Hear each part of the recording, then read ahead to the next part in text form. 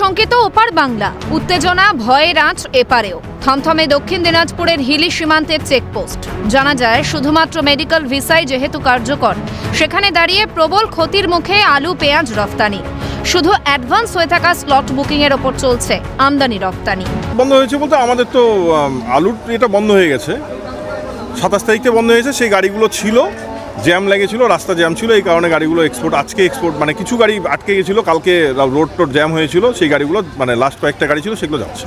নতুন করে কোনো বুকিং না, নতুন করে কিছু বুকিং যেতে পারে না, আগামীকাল থেকে বন্ধ বলতে নতুন করে স্লট নেই তো, গাড়ি তো স্লট খুললে তবেই আবার গাড়ি যাবে। বন্ধ হয়ে হ্যাঁ, আপাতত অনির্দিষ্টকালের জন্য। পেঁয়াজটা কি চালু থাকবে?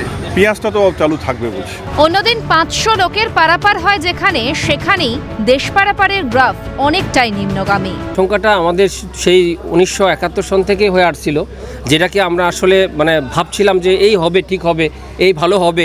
মানে কিছু লোক আছে না, সবাই তো মানুষ না, কিছু মানুষ আছে যারা আসলে আমাদেরকে ভ্রাতৃত্বের মধ্যেই দেখে, কিন্তু কিছু কুচক্রী মহল এবং কিছু অরাজকতাকারী যারা আছে প্রতিনিয়তই বাংলাদেশে আমাদের এই পরিবেশটাকে উত্তপ্ত করে যাচ্ছিল।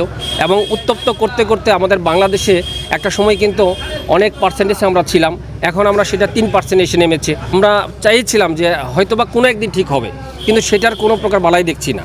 খুবই কষ্টের ব্যাপার, খুবই মানে দুঃখজনক ঘটনা যে আমরা কখনোই চাই না যে বাংলাদেশে এই ধরনের একটা মানে বাজে একটা পরিবেশ মানে তৈরি হোক। আমরা সবসময় চাই সকল ধর্ম বর্ণ নির্বিশেষে আমরা সুন্দর একটা পরিবেশ, সুন্দর একটা বাংলাদেশ। উন্নত চিকিৎসার আশায় প্রতি বছরই ভারতে আসেন লক্ষ লক্ষ বাংলাদেশি নাগরিক। সেখানে আগামী দিনে ভিসা বন্ধ হলে কিভাবে তা সম্ভব হবে সেই নিয়েও গভীর উদ্বেগ। আমরা অনেকটা অসুবিধা বোধ করতেছি, কারণ আমাদের ডাক্তার বলেছেন 6 মাস বা 1 বছর পরে আবার দেখা করতে হবে।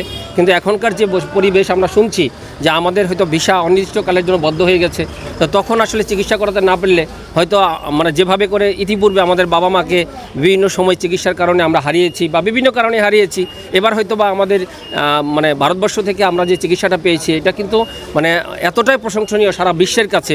যেই প্রশংসনীয় চিকিৎসার কারণে আমরাও কিন্তু বাংলাদেশ থেকে প্রতিনিয়ত আমরা চিকিৎসার জন্য এসে থাকি, বিভিন্ন সময় আত্মীয় স্বজন যারা আছেন তাদের সাথে দেখা করতে আসতে থাকি, কিন্তু এখন ভিসা না পেলে তো আমরা আসতে পারবো না। অন্যদিকে বাংলাদেশে অশান্তি চলাকালীনই রবিবার সন্ধ্যায় হিলি স্থলবন্দর পরিদর্শন করেন বালুরঘাটের সাংসদ সুকান্ত মজুমদার।